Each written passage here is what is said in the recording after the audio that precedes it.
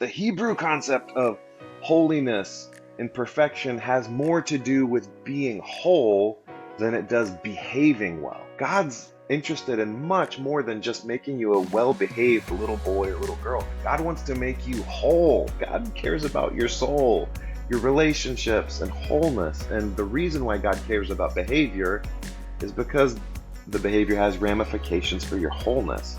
Not just because, well, you don't get a gold star, you didn't behave well today. And it can get tricky and nuanced, but I think God is less concerned with our behavior than we think we should care about sin like Jesus cared about sin. And it was in the state of brokenness, and he wanted to make things whole. Systems, individuals, families, communities.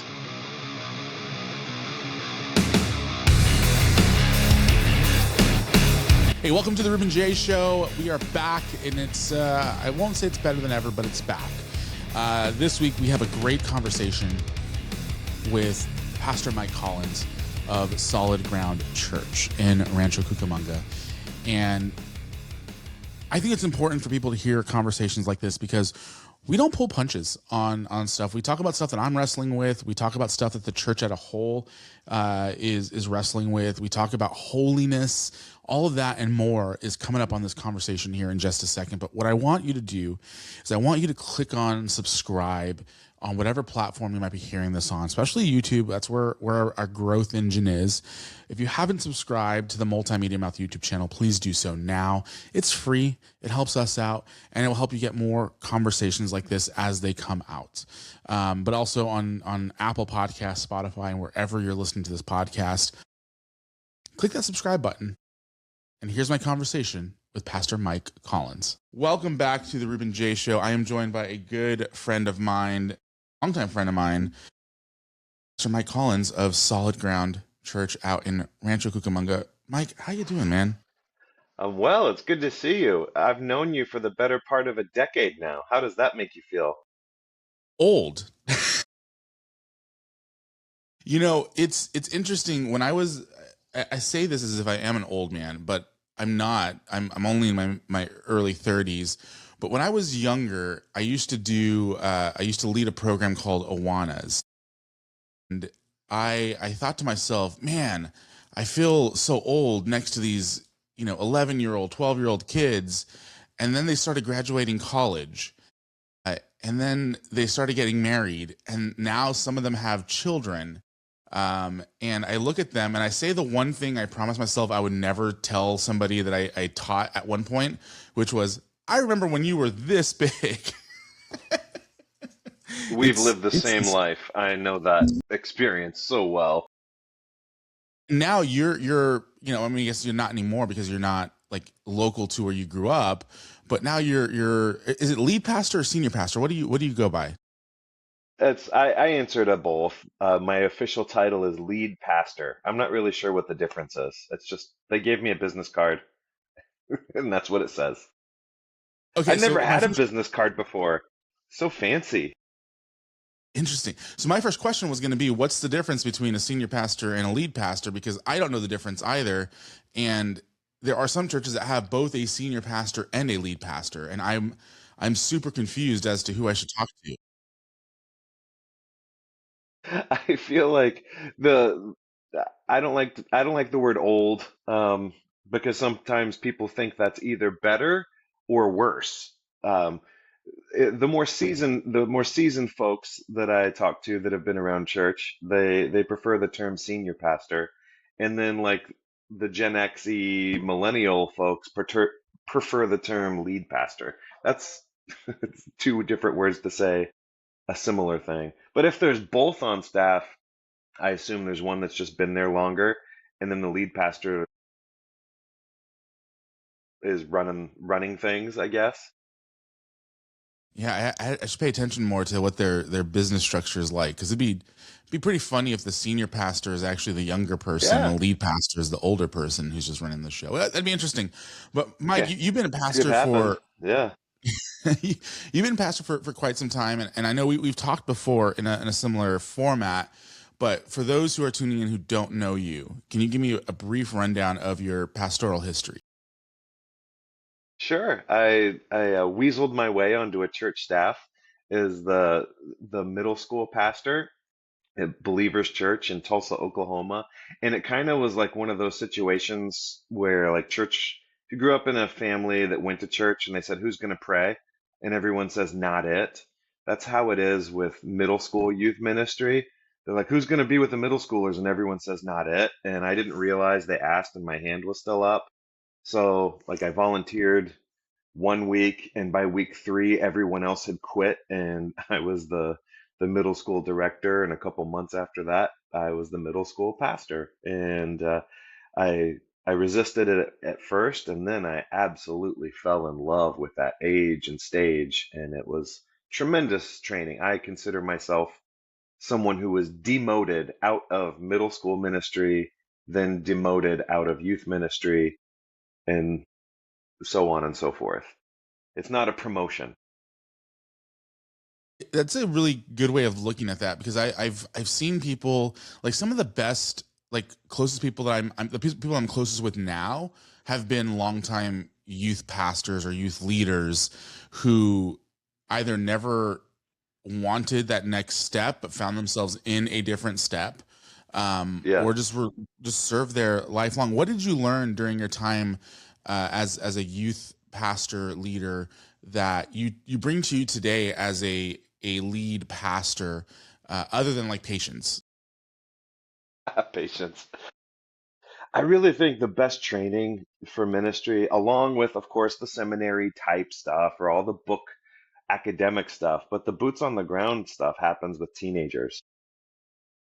My personal preference is 12 to 14-year-olds because they have as little filter as possible. It's instant feedback on your leadership.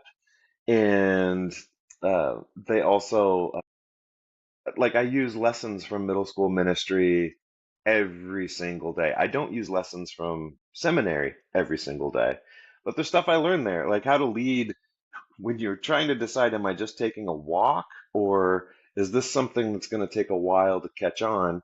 You grow a thicker skin for that in middle school ministry when you're trying to create a culture of engaging in worship music. Um, I remember my first weeks at middle school ministry. I was the only one standing up and raising my hands.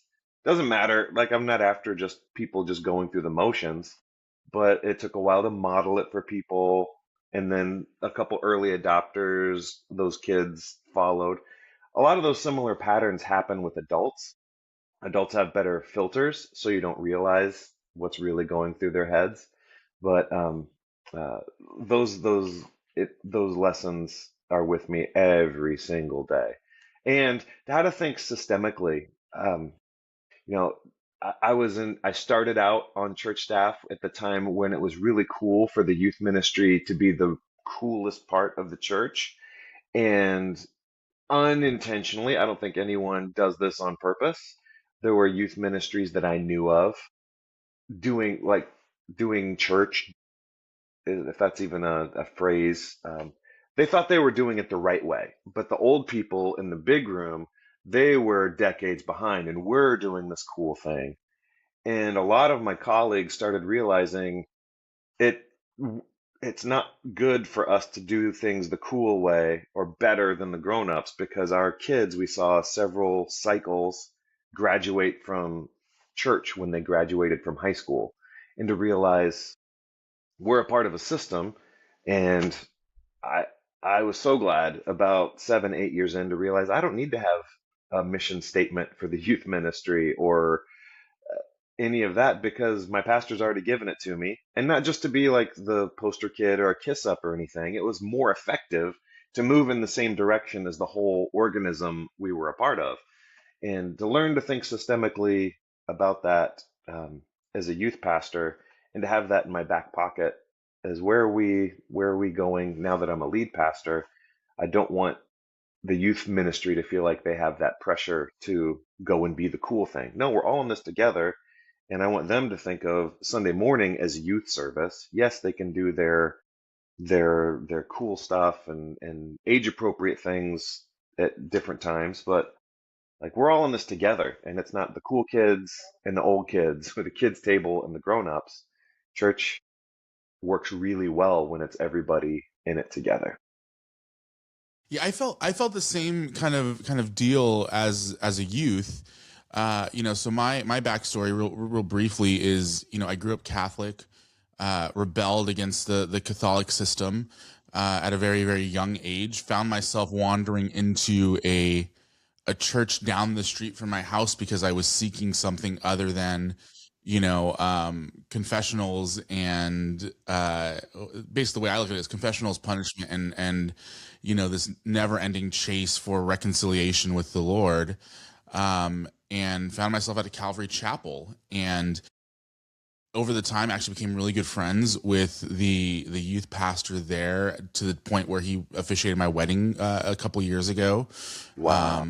Mike Collins was unavailable, and but when graduation came, there was no filter between, or funnel between, you know high school adult and young adult in an aging church. And it took many years to finally get to the point where I was comfortable going into a Sunday morning service that was not in the youth room, but also wasn't uh, specifically programmed for young adults. And that transition was, I would say, even to this day, I still struggle with feeling comfortable at a church and an adult worship service, because that was never modeled to us. It was never taught to us. It was, you're going to the youth, and then you Totally. graduate and you figure out where you're going next. Hmm. And Yeah. with that, my question to you is actually for people, because I know a handful of people that were in a similar boat as myself, now are in our mid 30s or early 30s for some of us, who still have that, are still wrestling with that on a more regular basis than I am. For me, it's gotten to the point where I've served on church leaderships and staffs, and I've helped launch churches, and I've been in the room with the adults. I've done all that stuff, and I've kind of reconciled a lot of that. But there are still a lot of my friends who they can't go into a Sunday morning service because they feel, at this point, they feel like they've been almost 15 years out of place. What would Mm. you say to them, as they wrestle with this idea of belonging in a church? I get it too. I've I felt the same way even as a pastor sometimes. Also, when you say that, it makes me grateful for some of my upbringing. I grew up as a theological mutt. So, what I mean by that is my grandparents came from a holy roller kind of Pentecostal swinging from the chandelier tradition. My stepdad was a Southern Baptist, so very like Bible based, and um, so grateful for when he came into my life saying, "We're going to be at the church every time the doors are open." I didn't know that was a Southern Baptist thing. And our church didn't either, because we went to a Wesleyan Methodist church that really wanted to be evangelical. So those are a lot of like nerdy theological terms. And I really appreciate in my upbringing that I was allowed to be bored in church. And yes, like youth group was sight and sound. Our youth ministry, once I got there, was we had a smoke machine in the 90s. We had lights and skits. We would rip off Saturday Night Live skits, and we had like a cold open for our youth. So it was very engaging, and we could participate. That was great. But there were times where everybody was together Sunday morning, and it was so boring. The part that I'm grateful for now was that adults were modeling how to worship and that we were included. And then, so for those folks who feel out of place, I'd say that that might be good, and embrace it. And I get a big smile on my face when I hear people say, "I was raised in the Catholic Church, and XYZ didn't raise with me or didn't resonate with me.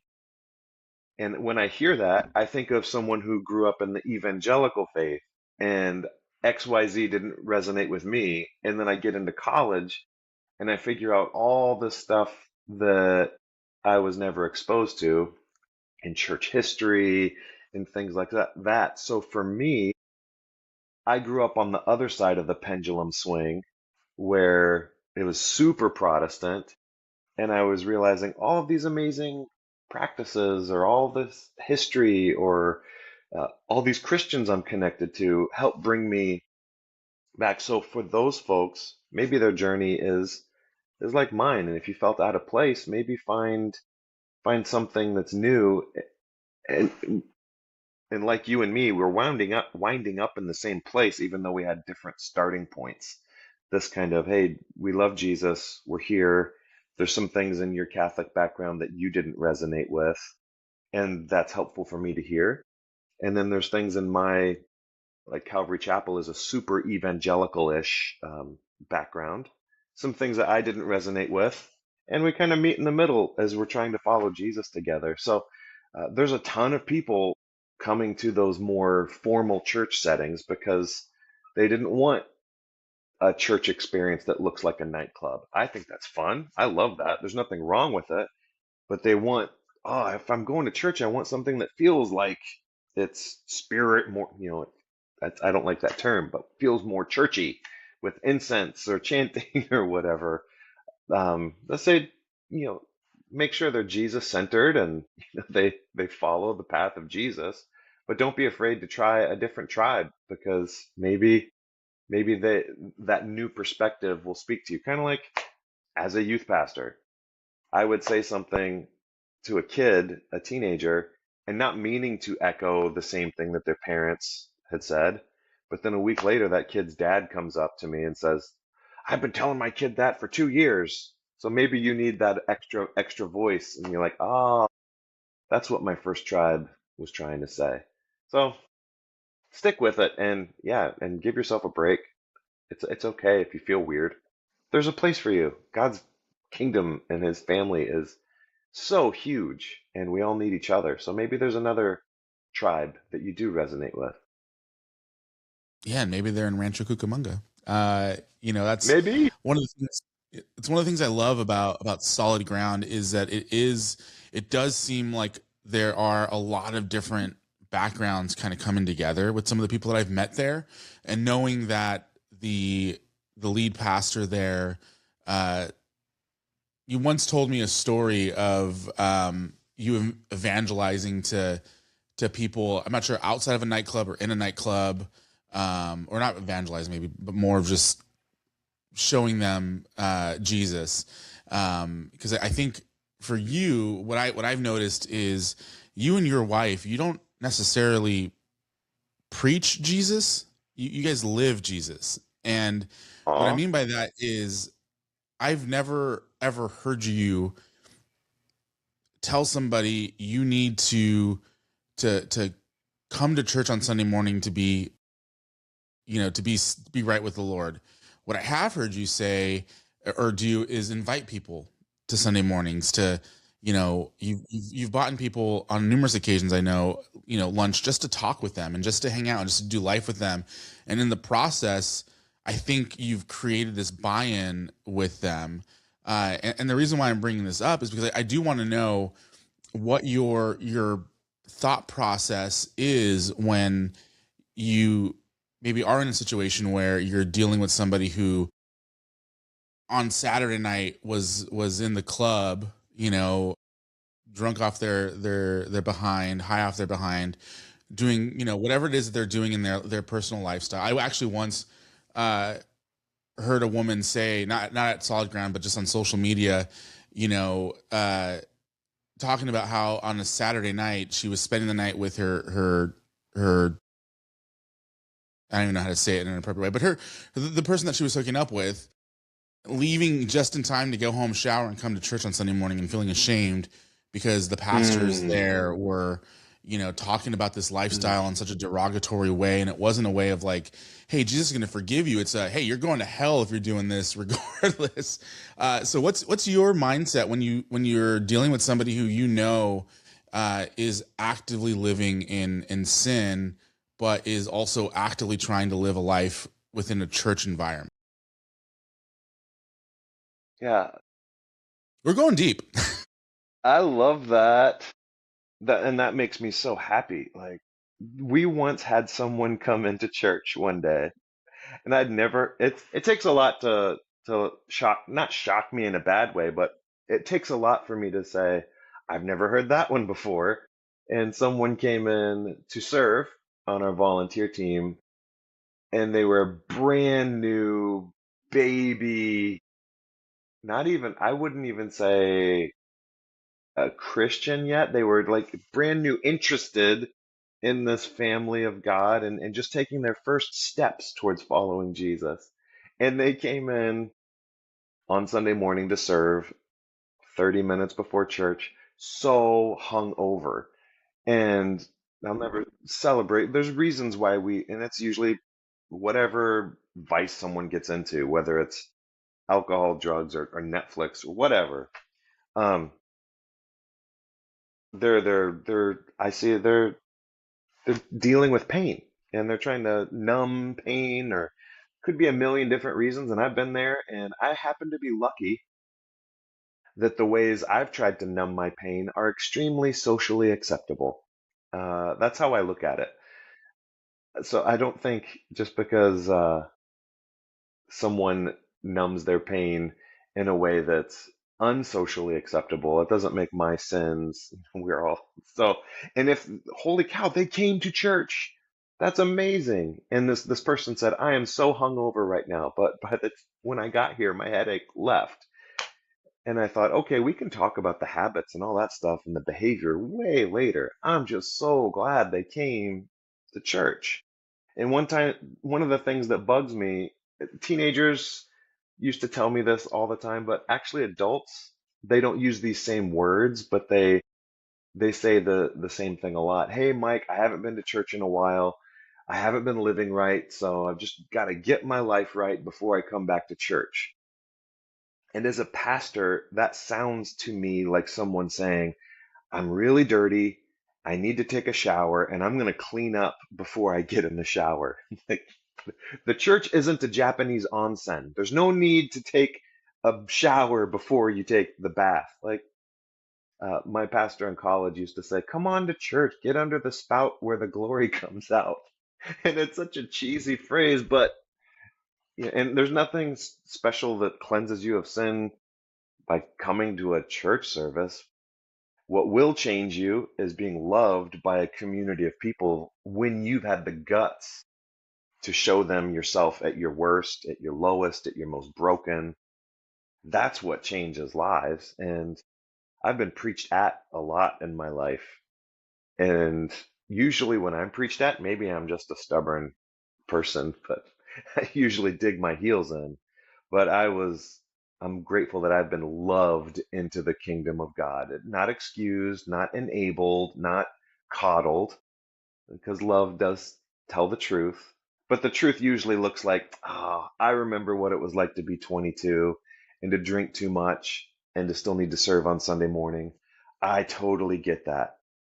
Just so you know, someone had this talk with me, and I get to be that person for you to let you know I love you. And that way of life is not sustainable. And we can talk about it's one thing to have a drink. I know Christians who do, I know Christians who don't. If you're coming to church on a headache, though, let's talk about what's going on. Were you running from something, or I don't know. Where does that conversation go? That's what it looks like to me. You asked I think feel like you asked me what time it is, and I told you how a clock is made. That's the best pastors is when you come and you ask them a question, they do that because it it really gets behind the thought process, and the one thing that I think a lot of people a lot of people who grew up in the church and then kind of walk away think that I think they think the same thing, that like maybe they haven't fallen in sin as to like getting into drugs and alcohol or Right. sleeping around or any of the big dirty popular sins that people talk about on the daily, but have just stopped answering the phone call from Jesus, and stopped texting him back. I myself find myself in that same shoes where even there's a song by Blake Shelton called Bible Verses that gets me emotional every time I listen to it, and even every time I think about it, because uh, Blake Shelton, talks about how he just wants, I'm gonna pull up the lyrics real quick just because I don't think I'm doing it justice by just trying to quote it off the top of my head. It's such a powerful song for a secular artist to write or to release. Let me see if I can find the lyrics here without. Boom. 1 second. I will edit this in post. I promise. No, I won't. I'm not worried at all. My favorite podcaster has the same vocal filler. Ba, ba, ba. He does. That's I've how I started know doing I'm that in now that I good work in hands. sales. Now that I Yeah, now that I work in sales, I have to fill the time a little bit more. Um, totally. and it's just an easy way to just get to the next. But let's see. Nope, that's not the song I want. The internet's not working for me today. Give me 1 second. But basically, I think I made this clear to you in the past. Is I've I have Catholic trauma that I should probably work through therapy. I Sure. have church Sure. hurt trauma that I need to work through therapy. And this song has, there have been a couple of nights where my wife and I were on date night driving around, um, and the song will play, and I will be crying like a baby, Mm. because it hits in a way that um, I don't think you're expecting from an artist. And when you hear somebody who like I personally know Blake Shelton. It's not a name drop, but I've been around him multiple times and I've seen his lifestyle. It's not the holiest back in the day when I was around him, um, and so where is it?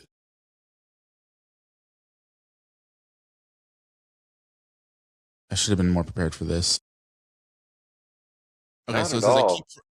I keep praying for the day that I can open up that good book and heaven don't look like it's out of reach. When it feels like those apostles are giving me the gospel and not the third degree, I just wanted to read like Bible verses and not the Bible versus me. Um, Mm.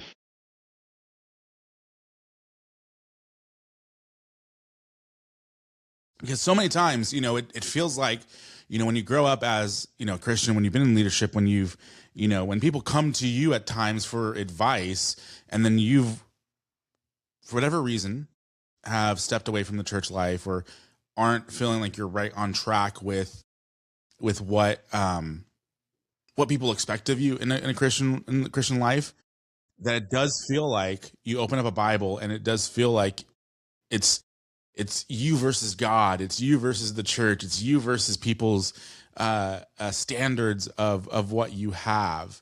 Um, and that song gets to me because I wrestle with that probably way more often than I should, or way more often Mm. than I feel comfortable with admitting, because it comes down to, I had expectations for myself as a young Christian that I have not reached. I know other people have had expectations on me as leaders, as friends, as um, business partners, life partners, whatever it is, that are biblically based, and I haven't hit those benchmarks, and I wrestle with that, and I feel like you have a good understanding of what that, especially because I think you pastored a church in Austin at one point, I was the middle school and then youth pastor at a church, at a big old church in Austin, Texas.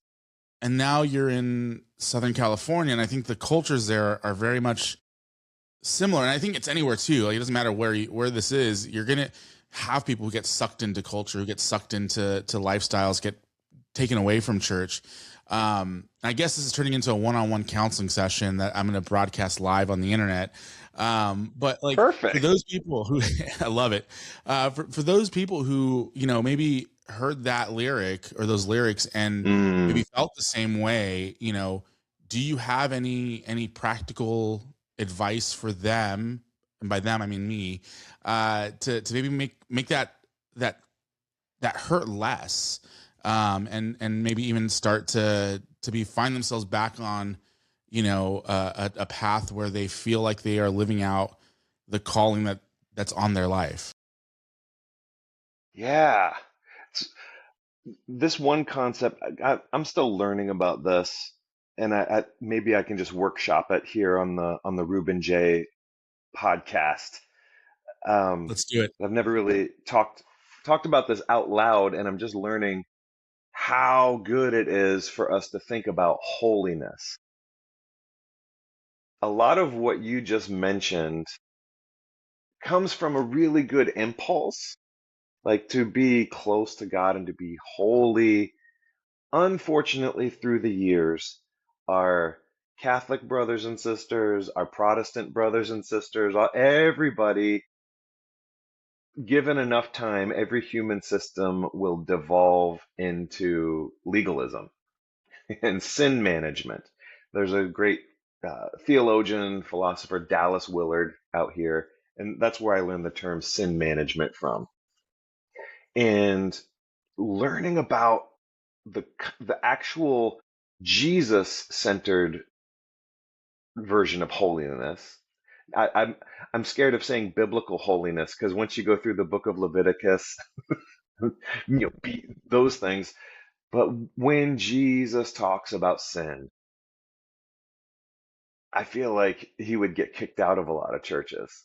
And it's not that he doesn't take, because most people only equate sin with bad behavior, or I like saying the word naughty because it almost sounds British. Don't be naughty. And when you say it like that, it's laughing. Like really, the creator of heaven and earth, who could speak nothing into, like, he goes against the laws of physics and creates matter from nothing, brings the dead back to life, is really that shaken and that offended, like God is some overly macho, like, how dare you? No, God's more like, if God is the perfect parent, unlike any father or mother we've ever known, of course God wants the best for you. But the images Jesus gives us of God is letting us wander away. I think that's God's judgment. That's the punishment in and of itself, is God letting us take our inheritance and wander away. When I was in Austin, Texas, we were about 25, 35 minutes, depending on traffic, from the University of Texas. There's a lot of wandering around of young adults that goes on there. And I don't think we take sin seriously enough, and we take sin too seriously at sometimes. We got to take sin, that's kind of talking in circles. Take sin serious in the way that Jesus did, and it's like a condition, not just a behavior. So, um, this concept of holiness in the Bible, you're going to find two different mindsets.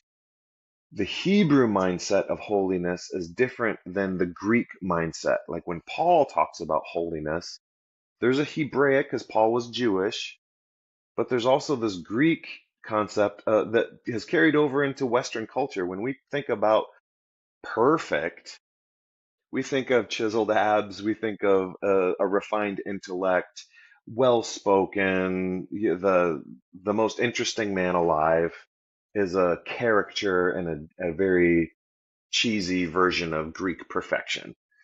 Um, the Hebraic, as I'm learning, and I'm sure all the Hebrew scholars that listen to your podcast can sharpen me on this. I can't All wait to read negative their four of comments them. when they comment on this. But the Hebrew concept of holiness and perfection has more to do with being whole than it does behaving well. Of course, behavior matters. The most important commandment, according to Jesus, love your neighbor as yourself. Love the Lord your God. All those things. But we usually, in the Western church equate those things to only what we drink, what we do with our bodies, who we have sex with. Those things are important. But God's interested in much more than just making you a well-behaved little boy or little girl. God wants to make you whole. The woman with the issue of blood, he turned to her and said, "Go in peace. Your faith has made you well." He didn't say your faith has made you well behaved. It's like God cares about your soul, your relationships, and wholeness. And the reason why God cares about behavior is because the behavior has ramifications for your wholeness, not just because, well, you don't get a gold star, you didn't behave well today. And it can get tricky and nuanced, but I I think God is less concerned with our behavior than we think God is. And it's not because we should take sin lightly. We should care about sin like Jesus cared about sin. And it was in the state of brokenness, and he wanted to make things whole, systems, individuals, families, um, communities. How are you on time? I'm good. Good. Ooh, that's a great. I think I'm gonna make that a clip because I think a lot of people need to hear that. That it's not necessarily about perfection; it's about wholeness. Because we'll never be perfect Yeah. as people. We'll never be. There's Yeah. always gonna. Behavior is a subset of wholeness. Yeah, yeah, 100%. Now I think we're really gonna get deep here. We live in a time where we're so divided. We're so divided in everything. Everything has become division.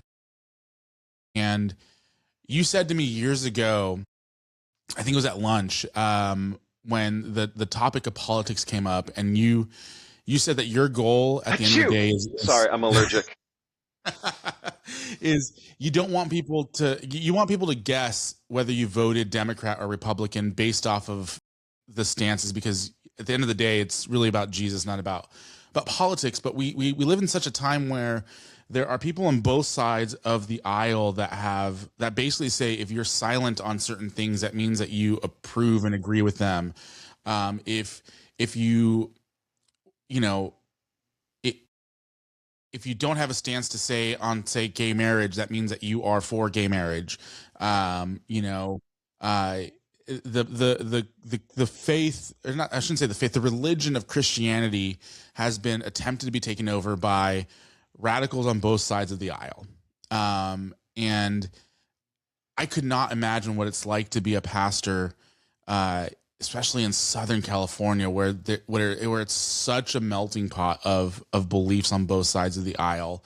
You have your hardcore, MAGA Republican Christians, and you also have your hardcore leftist, Kamala Harris voters, and everything in between, at your church. Um, how do you navigate that while also speaking truth in those situations? Because people have hijacked what the truth is and have turned it into their own version of it, which isn't the truth. If you're adding layers to truth, it's not the truth. The truth is the truth, and anything above that is commentary. How do you navigate that as a pastor without ruffling the feathers of the Trump supporters that might be in your congregation, or the Democrat supporters who might be in your congregation, and keep everybody happy, if that's at all possible? So when you said, "How do you do it?" the first thing that popped into my head is at first really bad, then you freak out. I was 22 years old before I ever thought about any of this stuff, and I used to think things are so polarized. To date myself, that was when I experienced the first big political division. It was during the runoffs. There was a scandal in 2000 between George W. Bush and Al Gore, and they did a recount and all the stuff.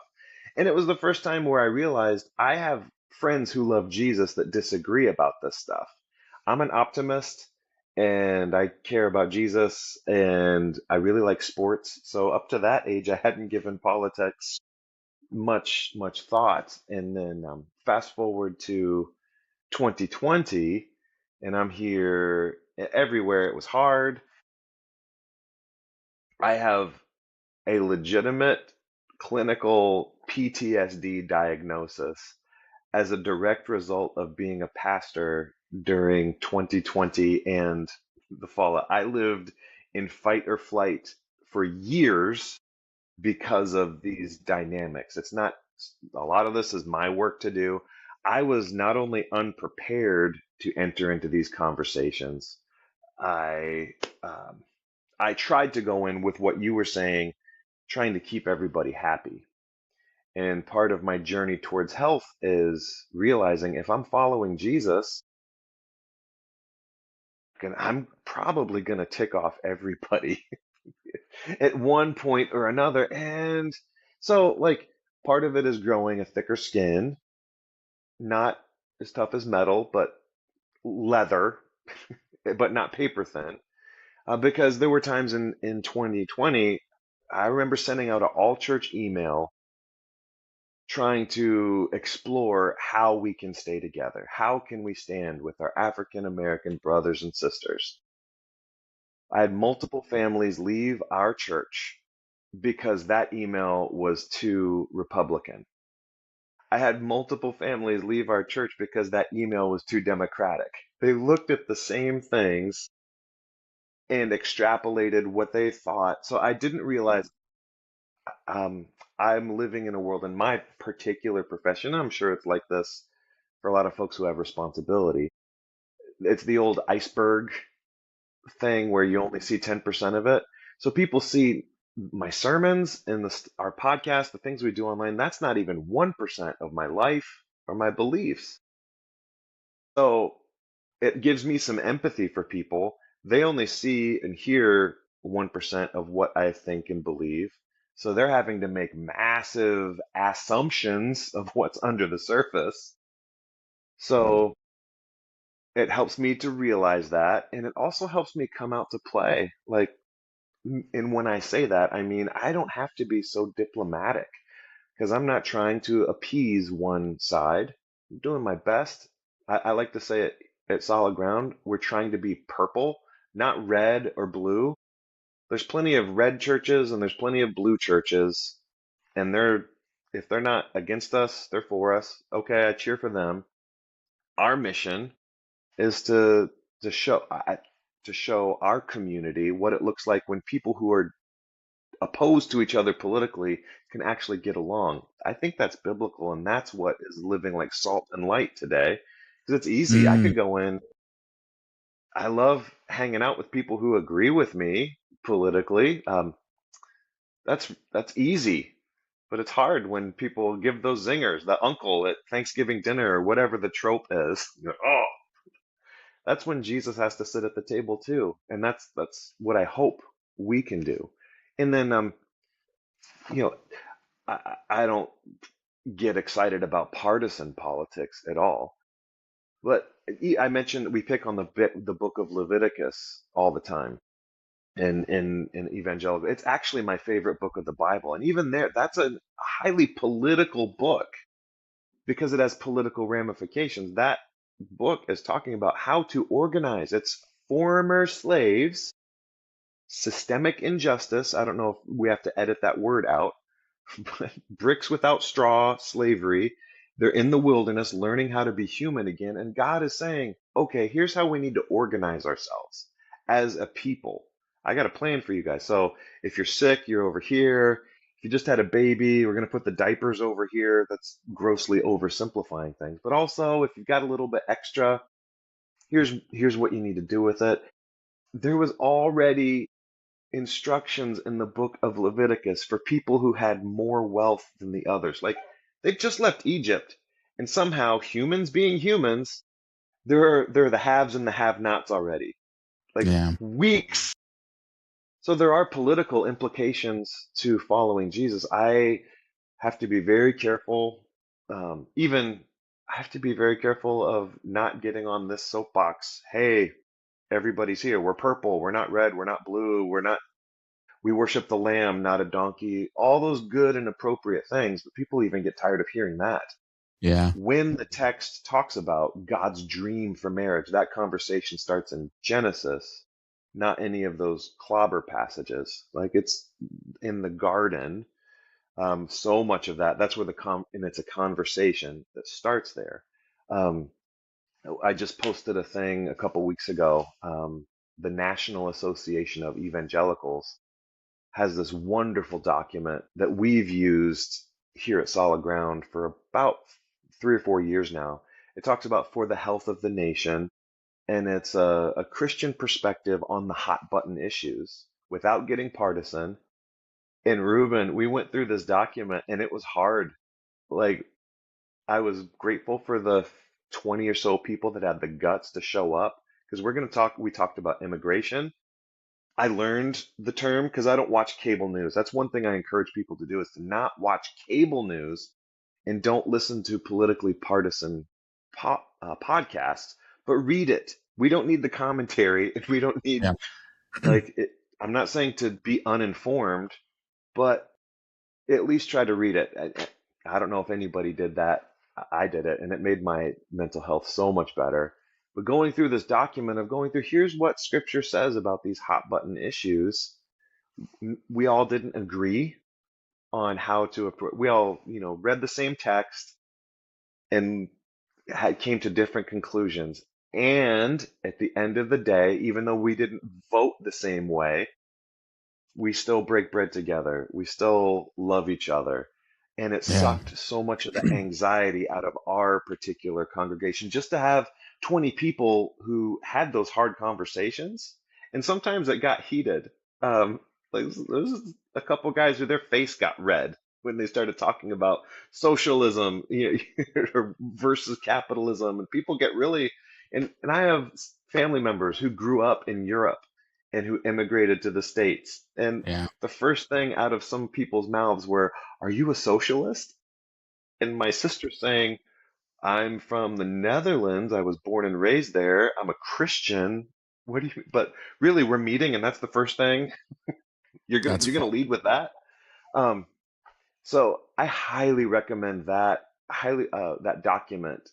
It's on our church's Facebook. It's easy to find on a Google search for the health of the nation, I'll and I link it try in to the make sure. description as well. Yeah, cool. And because yeah, there are political ramifications, but if you're looking to justify your own beliefs and starting with your own beliefs instead of what does God say as a starting point, you can find justification for a lot of things in the scriptures. And it's important for us to just have a healthy dose of humility, curiosity. Um, you know, Given where I've grown up, I've lived in Texas, Oklahoma, California, Japan. I have a half sister born and raised in the Netherlands. I have had a different experience. So, for example, I hope this doesn't make anyone too mad. And if it pokes at them a little bit, in 2015, the first time I heard the term "Make America Great Again," I happened to be living in a very diverse community, and the voices around me said, "Ooh, we know what that means. We want to go back to segregation." That's what they're saying. And it didn't sit well with people in my faith community, and they were scared. It scared the stuff out of them. Wow. And a couple years later, I went to go visit some relatives in Anderson, Indiana. That's where they live, and it's few hour away from Indianapolis, and it's where General Motors used to have a lot of um, car factory plants, like, and they were all shut down.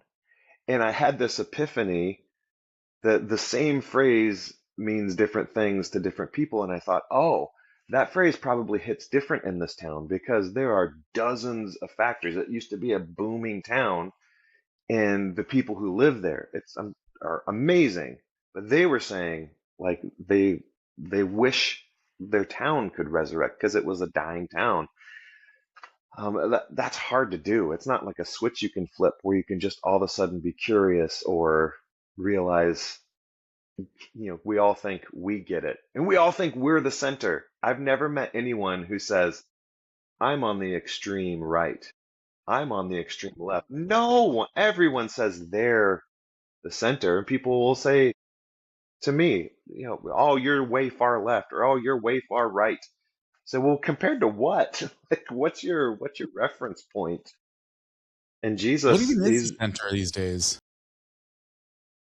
and everyone is the persecuted niche. And I'm not trying to dismiss people's pain or be condescending, but that's the thing now. Like, you find your way that you are, um, on the outside. Everyone feels like the outsider.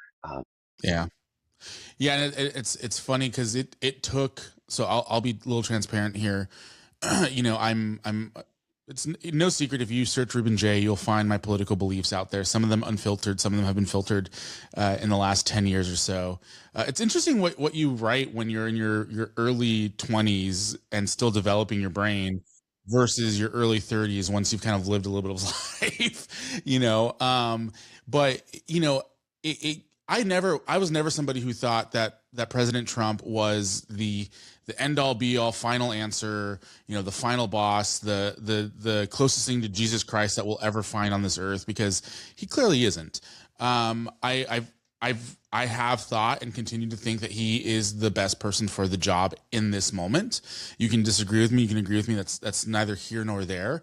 But there was a season between 2021 and 2023 where I kept saying, "Thank God he's gone," because it became a lot. And you know, Mm, in the voting booth in 2020, it took a lot of energy to vote for President Trump, because at that point we lived through the first wave of COVID, and everything that was happening it was a lot of stuff happening all at once, and there didn't seem to be any leadership. um I voted for him in 2020 because I still thought he was the best person for the job at that time. I still believe that he was a better president than Biden, but that's not, again, neither here nor there. Living through what happened in January of 2021 really changed my perspective of how this mm, country thinks about politics, because it feels like, and there's a podcaster I listen to named Ben Shapiro, who some say is far right, some say is centrist, whatever, but he has said something over and over again in the last couple of years that has resonated with me, is that America has replaced its religious beliefs with politics. And now mm. it's the right brand of politics that's going to save this country, when in the reality it is your faith in a higher God. And the reason why I bring that up is because Hmm. I really love the way that you manage all the political issues. I went to church. I went to your church, and I think in the middle of the BLM riots, Hmm. and you spoke on that so gracefully and so uh, compassionately. And I think that's what's missing from a lot of pastors who do brand themselves as a political pastors, which seems like an oxymoron. Like, how can you be a political pastor? It just doesn't make sense to me, because Jesus isn't about political parties. He's about, like you said, about wholeness and about restoration. And I just love the way that you deal with all that. And what I also love is you have this podcast now called Groundworks, and I've listened to a couple of episodes of it, and I love that you are, from my perspective, what I've seen so far is you're working out some of these things that Christians struggle with in real time, in real life, and in front of an audience. And I appreciate that. And so I want to briefly talk about Groundworks and where people can find it, Oh, and kind of what your goal is behind that, because I think it's important for Christians to be vulnerable about the stuff that they've struggled with, or be open with what some people in the church might have come to you about and said, "Hey, here's what I'm struggling with, and I would like more than just a 30-minute sermon on this, and a little bit more of a deep dive." So tell me a little bit about Groundworks. oh. Ruben, thank you for your kind words. When you say something, because you don't, I've never known you to like just puff people up, or you're not a suck up. I think that one of the first things you said to me was, "Hey, don't read your Bible from your phone. That's weird." And I thought, I like this guy. I because I don't like wondering where I stand with a person. So so thank you. That hits the spot. And then And for the record, I want to tell that story real quick. It was the first time I ever met Mike. It was a Christmas Eve service. He comes out looking like a youth pastor, and pulls out his iPhone and like reads his sermon notes or whatever from his iPhone. And I look to my friend and I say, "Nope, I don't like him. He's reading from his iPhone. I don't like him." I have since fallen in love with you and your wife and your family. You guys are wonderful, wonderful people. And you've upgraded, I think, from your iPhone to an iPad, which is way more socially acceptable. thank you. Good. And I always have my paper Bible because of you. I always have that up there. So if there's inspiration that hits, I can open that. So is There that you go. because I like to pick and choose my battles, and what medium the scripture is on, I'm not going to fight that battle. And that actually, you know, as a nerd and as a youth pastor, and as someone who I didn't discover my love for scripture until after college, and I didn't really love learning until after that. I love the scriptures, and for me, it was a struggle not to turn Sunday morning into a classroom. That's not the goal of gathering the saints. It's to worship Jesus. There is instruction going on, of course. At the same time, the goal isn't information transfer.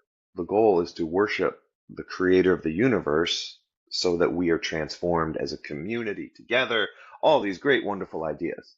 So, groundwork is a realization that there are a lot more hours in the week than Sunday morning, and our attempt just to experiment, um, with online ministry. But I wanted to make it something that would help people the other 6 days of the week, but also give them opportunities to rub shoulders with other folks. They can interact with it. They could send it to somebody and say, "Hey, can we grab coffee and talk about this? We released an episode on going through a spiritual dry spell. How do you navigate through that? How do you navigate that with the proper amount of, like, pull yourself up by the bootstraps without completely denying real valid emotional needs, that kind of stuff. And also, it's a free way to share Jesus, a low risk way to share Jesus with people, when you put that on your social media. So we're experimenting with it, as hopefully all churches are experimenting with how they show up in the online space, because there's no one size fits all. And what I mean by that, groundwork came from us really thinking through, like, are we are we live streaming just because everyone else is? It's a wonderful tool. A hammer is a wonderful tool, but not everyone needs to use a hammer all the time. Um, how so? We realized we need to have an online presence, and so many people need to see us before they'll ever come. I get that, but how do we make sure that, like, our strength is in person? And so, how do we have an online presence and still value the in-person, face-to-face stuff together without making one group of people feel like they don't matter, or they're like the almost church members? And groundwork came from that too, is just another way to build community with each other. And so, like, it's real boots on the ground, like topics that hopefully we can get into more, that you can't really go too deep on a Sunday morning. Yeah, and I love it. I listen to a majority of the spiritual drought one. What I love about it, other than the content itself, is it gives me the opportunity to listen to what you're saying. Because there's a lot of times on Sunday mornings where you say something, and I'm like, oh, that is powerful. Now, don't ask me to name any of them right now because I can't remember any of them. But it's, oh, that's powerful, and I go to Me write either. down kind of the quote, and then you've moved on to the next thing, and I'm like, wait, can I push pause real quick, because this is important, and the podcast gives me that You space to, can. oh, that's, yeah, and that's a nugget. That's, the pastor that I grew up under, he would always say, hey, come to church looking for a nugget, and it's hard to do that Yeah. in an environment where you can't pause.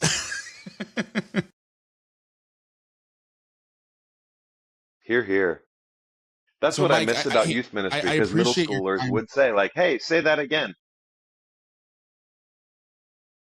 There have been a couple times, I'm not gonna lie, in Sunday morning service where I felt like, just because I know you can hear me from the back of the, I sit in the far back because if I sat in the front, I know you'd be 100% distracted with my laugh and my facial mannerisms. I sit in the back for a reason, but I know you can still hear me. And there've been many times where I'm like, I feel like just shouting, "Wait, can you repeat yourself? Can you dive deeper? This is a talking point. I need more information." I would love that. Oh my gosh. That sounds But fun. I don't do it because I don't want to hijack Sunday morning. But Mike, Aw. I know time is tight, and I want to do this again and dive deeper into some of the stuff. We didn't even get to talk about some of the other stuff I wanted to talk about. But real quick, give the real quick elevator pitch as to why someone should check out Solid Ground if they happen to be in Rancho Cucamonga on a Sunday morning. Yeah, if oh my goodness. Yeah, there's so many good churches in Rancho Cucamonga, California. We're all on the same team. Solid Ground Church is a church where we're really trying to be a faithful presence amidst all the noise in our culture. So if you are looking for an oasis, a place where we value community, love, and grace, every church should value those things. But where we're different is we want to be a church for not just the whole family and the education, but also um, following Jesus radically in a climate that says you have to pick a political side.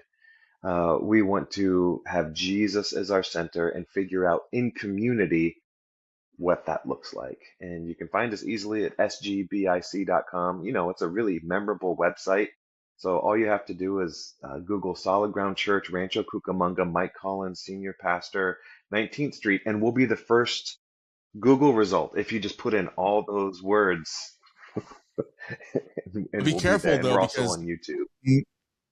not too far from Rancho Cucamonga is another church called Solid Rock.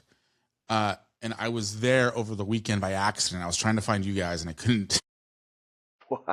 All right, that was my chat with Pastor Mike. I absolutely adore his family and the people that they are. And I really, really enjoyed this conversation with him. If you enjoyed it, make sure to subscribe. Make sure to send this to a friend who maybe needs to hear a little bit about holiness. But we'll see you guys in a couple of weeks with the next one.